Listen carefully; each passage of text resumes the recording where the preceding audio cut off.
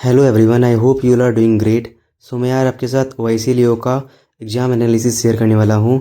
मेरा जो एग्ज़ाम था वो 3:30 वाला शिफ्ट में था। सो मैं आज बताऊँगा कि मेरे कितने अटैम्प्ट्स हुए। सबसे पहले पेपर में खुलता है इंग्लिश। इंग्लिश में जो क्वेश्चन उन्होंने पूछा था उसमें से एक आरसी आया था जो कि एक्राइलिक नील्स के ऊपर बेस्ड था।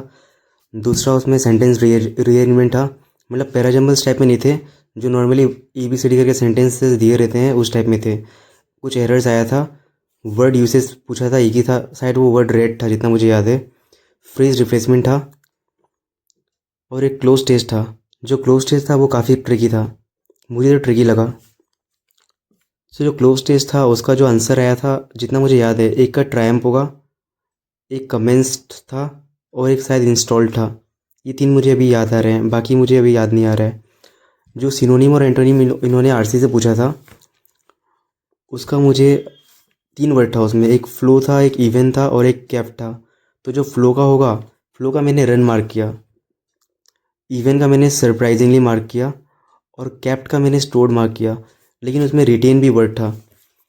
बट आरसी में ये पूछा गया था कि कैप्ट को कौन सा वर्ड रिप्लेस कर सकता है without changing the meaning of the sentence, जितना मुझे याद है। तो रिटेन जो था वो पास्ट फॉर्म में नहीं था, स्टोर्ड ही पास्ट फॉर्म में दिया हुआ था, इसलिए मैंने स्टोर्ड मारा। हो सकता हो कि मैं गलत हूँ, आप लोगों ने अगर रिटेन मारा तो आप बता दीजिएगा। आरसी का लैंग्वेज इजी था, उतना कुछ डिफ़िकल्ट या ट्रिकी टाइप में नहीं था। लेकिन हाँ, कुछ कुछ क्वेश्चन आरसी के ट्रिकी थे, सारा नहीं, कुछ कुछ क्वेश्चन ट्रिकी थे, 2 से 3 क्वेश्चंस। मैंने आरसी का 2 क्वेश्चन छोड़ा है और बाकी मैंने इंग्लिश में सभी अटैम्प्ट किया है। तो मेरा जो इंग्लिश में ओवरऑल अटैम्प्ट है वो है 28। 2 क्वेश्चन जो मैंने छोड़ा है वो आरसी का ही छोड़ा है। इंग्लिश का लेवल मुझे ठीक ही लगा, थोड़ा मॉडरेट, इजी टू मॉडरेट आप बोल सकते हो, उतना मॉडरेट नहीं था। कुछ कुछ क्वेश्चन लेकिन ट्रिकी थे। फ्रेज रिप्लेसमेंट भी काफ़ी इजी भी था, ट्रिकी भी था। 1-2 क्वेश्चन उसमें ट्रिकी था, बाकी सब डुएबल थे। एरर्स भी इजी थी, उतना हार्ड नहीं था एरर्स। एरर्स का मुझे जितना आंसर याद है, एक का तो वो होगा और डिकेट्स एगो लिखा हुआ था, लेकिन वो डिकेट्स नहीं होगा, वो और डिकेड होगा। बाकी मुझे अभी याद नहीं आ रहा है। ये था इंग्लिश का अटैम्प्ट, मैंने 28 किए। इसके बाद खुला रीजनिंग सेक्शन। रीजनिंग भी डुएबल ही था। बहुत सारे स्टूडेंट ने 30+ भी अटैम्प्ट किया है, 34 35 भी किया है, बट मेरे उतने नहीं बने। सबसे पहले डेजिग्नेशन बेस्ड पजल आया था जो कि वेरिएबल के साथ आया था। ये मेरे बन गए, मैंने पहला बार में बनाया तो मेरा ये बन गया। उसके बाद मैंने अटेम्प्ट किया फ्लैट एंड फ्लोर, ये भी काफ़ी इजी था, ये बन गया। मतलब मेरा ये पहला बार में बन गया। जनरली मेरा फ्लैट एंड फ्लोर नहीं बनता है, लेकिन आज मेरा बन गया। इसके बाद परचेज बेस्ड पजल आया था, ये बॉक्स टाइप में था। मैंने इसमें कंडीशन रॉन्ग पढ़ लिया था। टी के वी के ऊपर टी होगा शायद, तो मैंने टी के ऊपर वी बिठा दिया था, तो मेरा ये नहीं बना। 3 से 4 मिनट मेरा वेस्ट हो गया। फिर मैंने जब कंडीशंस वापस पढ़े तब मेरा ये बन गया। तो इसलिए मेरा मतलब 3 to 4 मिनट्स इसमें वेस्ट हो गया था। फिर एक आया था लीनियर नॉर्थ एंड साउथ वाला पजल, जिसमें डायरेक्शंस गिवन नहीं था, वो मैंने स्किप किया क्योंकि मैं ये हमेशा लास्ट में ही करता हूँ। इसके बाद था ब्लड रिलेशन, ये मैंने किया, बन गया, एक ही बार में बन गया। फिर मैंने किया कंपैरिजन बेस्ड जो आया था। फिर कुछ सिलॉक्स थे, इनइक्वालिटीज़ थे और मिसलेनियस थे।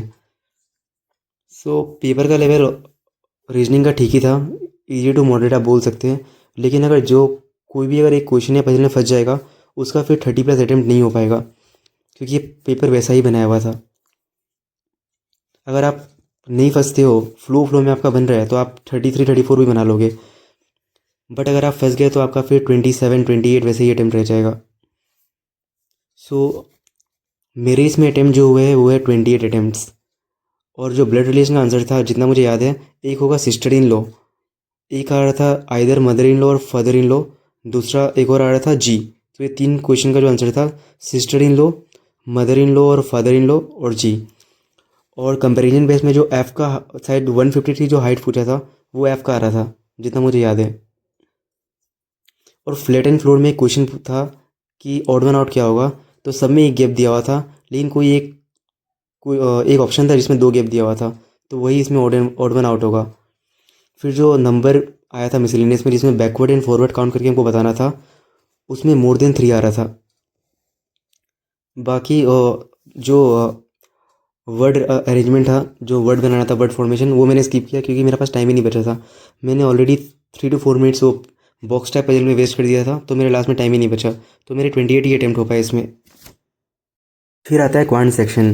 क्वांट सेक्शन भी डुएबल था, उतना कुछ ज़्यादा हार्ड नहीं था। हाँ, थोड़ा कैलकुलेटिव आप बोल सकते हो। तो सबसे पहले इसमें आया था कुछ अप्रोक्सीमेशन 4 से 5। नंबर सीरीज था, मिसिंग नंबर जो कि बन जा रहे थे। नंबर थ्री, कुछ कुछ नंबर 3 3 डिजिट्स के थे, बट वो हो जा रहे थे, अगर आप सॉल्व करोगे तो हो जाएगा। फिर डीआई आया था 2। एक जो डीआई था उसमें बॉयज़ एंड गर्ल्स का टोटल दिया, बॉयज़ एंड गर्ल्स वाला था। उसमें इन्होंने दिया था नंबर ऑफ़ गर्ल्स, और एक टेबल पे इन्होंने दिया हुआ था कि how much the number of boys is greater than the number of girls, how much percent the number of boys is greater than the number of girls. इसमें आपको डाटा कैलकुलेट करना था, बट इसके जो क्वेश्चन थे शायद 5 से 6 question थे, जो कि इजी थे, उतने कैलकुलेटिव नहीं थे। तो ये मैंने सारा क्वेश्चन ही किया। इसके बाद एक और डी आई आया जिसमें आपका डाटा दिया हुआ था सोल्ड एंड अनसोल्ड वाला। सो ये डी आई में डाटा इजी था, बट इसके जो क्वेश्चन थे 2 इजी थे, बाकी 3 कैलकुलेटिव थे। तो इसमें मैंने 3 ही क्वेश्चन किया, 2 मैंने छोड़ दिया। एक शायद वेरिएबल वाला कुछ एक्स टाइप में दिया हुआ था, वो मैंने छोड़ दिया। और एक क्वेश्चन था जो कि थोड़ा कैलकुलेटिव था, वो मेरा नहीं बना, तो वो मैंने स्किप किया। फिर कैसलेट था, वो मैंने किया नहीं क्योंकि मेरे पास टाइम उतना नहीं था। मैंने अरिथमेटिक के 2 3 क्वेश्चन किए। तो मैंने एक तो अरिथमेटिक का ट्रेन वाला क्वेश्चन किया, जिसका आंसर शायद 25 आया था, जितना मुझे याद है। और मैंने पार्टनरशिप का क्वेश्चन किया था, उसमें जो मेरा आंसर आया था 8000 आया था। फिर मैंने अप्रोक्सीमेशन किए, नंबर सीरीज़ मैंने सारा किया, अप्रोक्सीमेशन मैंने सारा किया।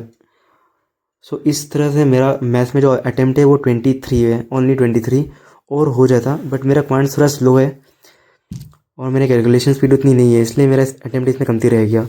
जनरली बच्चों के क्वांट में जो मेरे फ्रेंड्स भी थे उसके उनके 27 28 आराम से अटैम्प्ट जा रहे थे। सो मेरा ये था analysis. Paper easy to moderate था। रीजनिंग आप बोल सकते हो, अगर कोई रीजनिंग में अगर फंस जाएगा तो उनको उसका 30+ नहीं होगा, नहीं तो बहुतों ने 31 32 भी मारा है। सो लेवल इसका ठीक ही था। सो जो मेरे ओवरऑल अटैम्प्ट हुए हैं वो हुए हैं इंग्लिश में 28, रीजनिंग में 28 और क्वांट्स में 23। तो मैंने ओवरऑल 79 अटैम्प्ट किया है। जनरली बहुत सारे स्टूडेंट के 80+ भी अटैम्प्ट गए हैं, 84 85 86, तो मेरे थोड़े कम रह गए। अब देखते हैं कि मेरा प्रीलिम्स क्लियर हुआ कि नहीं, बट मैंने जो भी मारा है एक्यूरेसी के साथ ही मारा है। इंग्लिश का तो पता नहीं, इसमें एक्यूरेसी है सब, जितना भी आप मेंटेन कर लो कुछ ना कुछ गलत हो ही रहता है। सो यही मेरे अटैम्प्ट है। पेपर का लेवल ओवरऑल ठीक ही था, इजी टू मॉडरेट था। अब देखिए इसका कट ऑफ कितना जाता है। आप भी अपना अटैम्प्ट शेयर कीजिएगा, और अगर आपको कोई भी डाउट होगा तो आप कमेंट में ज़रूर पूछिएगा। और जो एंटोनीम एंड सिनोनिम का जो आंसर है जो मैंने मार्क किया है, आपका भी अगर वो सेम आया हुआ तो आप कमेंट कीजिएगा, या दूसरा होगा तो आप मुझे मतलब कमेंट में बता दीजिएगा। ओवरऑल ये था मेरा अटैम्प्ट, मैंने 79 अटैम्प्ट्स किए। So this is it. Thank you guys.